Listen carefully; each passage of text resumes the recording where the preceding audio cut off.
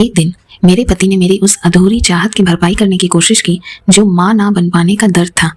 एक दिन वह घर पे एक छोटी सी बच्ची को लेकर आए, लेकिन जैसे ही वह बच्ची मेरी बाहों में आई वह जोर जोर से रोने लगी और जैसे ही मेरे पति की सेक्रेटरी ने उसे गोद में लिया वह तुरंत शांत हो गई। उस समय मैंने इस बात पर ज्यादा ध्यान नहीं दिया। 6 साल बाद जब मैं अपनी बच्ची के स्कूल में जाती हूँ तब मुझे सच्चाई का पता चलता है कि मेरी दुनिया ही हिल जाती है। मुझे मालूम हुआ कि मेरे पति की कानूनी पत्नी मैं नहीं बल्कि उनकी सेक्रेटरी थी। मैं तुरंत घर लौटकर अपने पति से इसका सवाल पूछना चाहती थी। तभी मुझे ये भी पता चला कि उन्होंने न केवल मेरी सेक्रेटरी से शादी कर रखी है बल्कि जिस बच्ची को मैंने 6 साल तक अपनी बेटी समझकर पाला वह दरअसल उनकी बायोलॉजिकल संतान थी। उस पर मेरी दुनिया पूरी तरह से टूटकर बिखर गई। मैंने तुरंत अपने दादाजी से संपर्क किया और कहा कि मैं 1 हफ्ते में घर लौट आऊंगी।